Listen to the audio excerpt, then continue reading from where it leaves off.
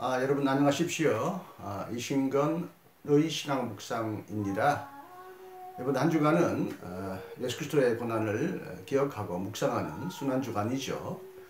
그래서 그리스도의 죽음에 관한 좋은 내용을 찾다가 제가 한 50년 전에 1971년도에 서울신학대학교에 저는 72년도에 입학했는데요. 72년도에 나온 책 그리스도의 죽음이라는 이 책이 제 곁에 아직 있음을 발견하고 이 책 중에 아주 좋은 내용을 여러분에게 읽어드리겠습니다. 이 저자는 존 녹서인데요.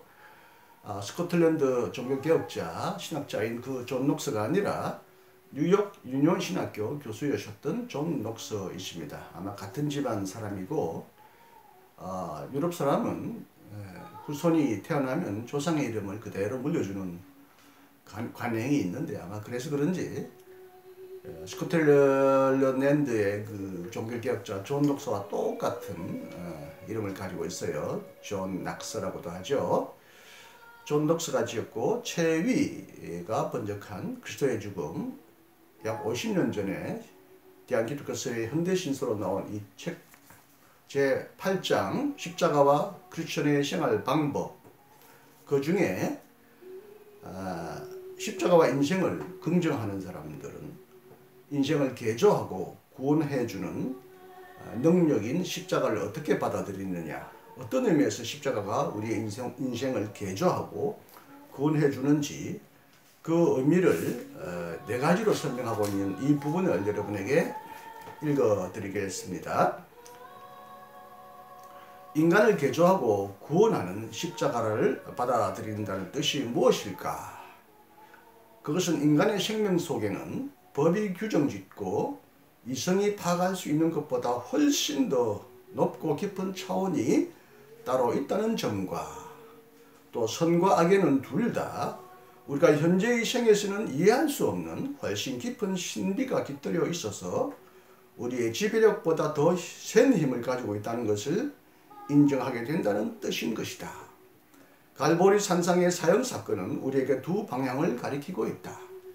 그 하나는 우리가 결코 과학의 힘으로 측정할 수 없고 또 법률로서 다스릴 수 없는 무시무시한 악의 힘의 깊이를 보여주며, 다른 하나는 우리의 머리 위에 저 하늘이 멀고 먼 것 같이 우리에게 저 멀리 있는 선을 지향하고 있다.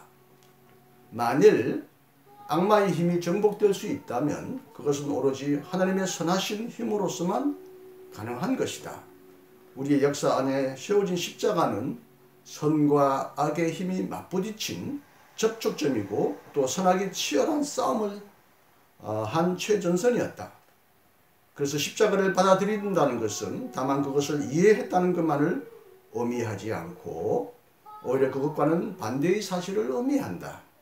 즉 우리가 이해하고 알고 있다는 것이 법률이든 그 밖의 진리이든 간에 우리가 가졌다고 하는 사상체계 및 그 무엇을 산산히 무시하고 그런 것들에 도전해오는 어떤 힘의 차원이 인간 생활 속에 있다는 것을 인정하는 것이다.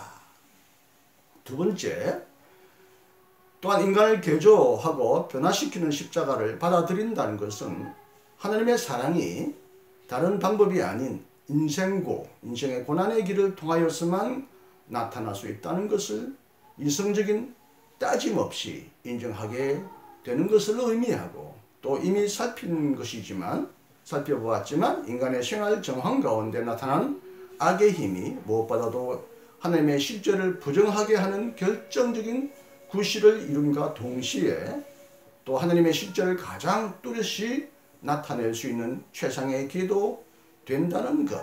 그러기에 존재의 의미를 한번 부정하고 보면, 어떤 의미를 한번 부정하고 보면 어떤 의미에서보다 더 깊은 존재의 근거와 생의 의미를 믿을 수 있게 된다는 역설을 인정할 수 없게 된다는 것을 의미한다.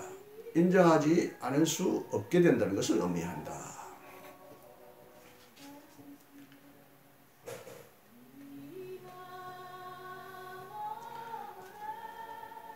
세 번째, 인간을 개조하고 구원하는 십자가를 받아들인다는 것은 무엇보다도 고난이 창조적일 수 있고 속죄적일 수 있다는 것을 의미한다는 말이다.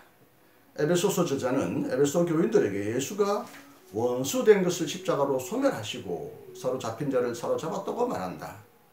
십자가의 얼금에서나 그는 자유를 주는 자가 되었고 증오의 대상으로 사형당해서나 사랑을 주었고 죽어서나 생명을 제공한 것이다.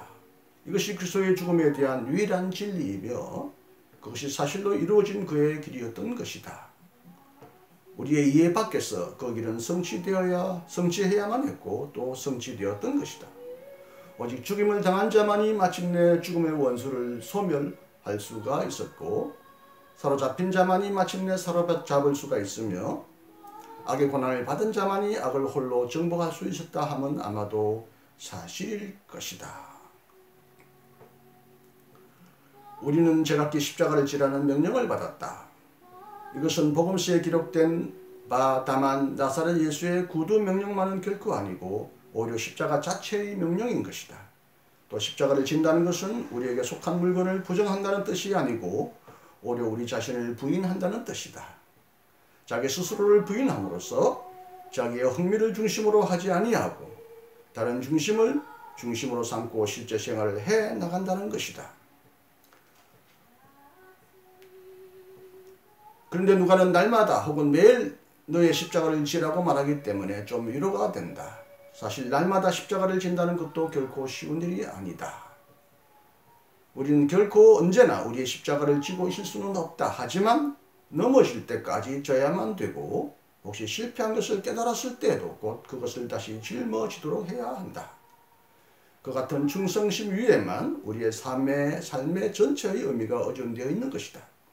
우리는 날마다 생명을 잃음으로써만 생명을 얻게 되고 또 현재의 삶에서도 영생의 의미를 알 수 있게 되는 것이다. 네 번째, 끝으로 십자가를 받아들인다는 것은 하나님의 사랑에 의존함을 의미한다. 이 사랑은 그리스도 안에서 주어진 사랑이고 그의 고통의 죽음을 영원히 그리고 어쩔 수 없이 상징화한 사랑이다. 이 사랑은 우리에게 주어진 굉장히 큰 의무이다.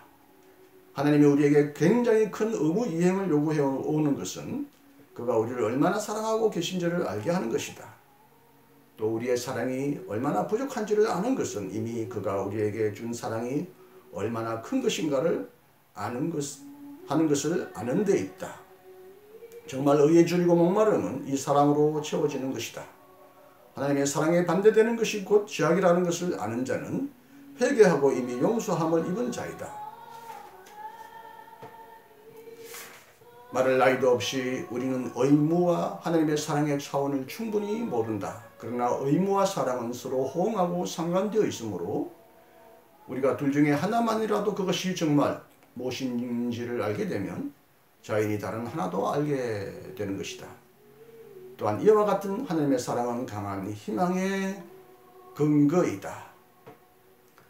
그가 우리 안에서 시작하신 일은 반드시 성취시키고야 만다.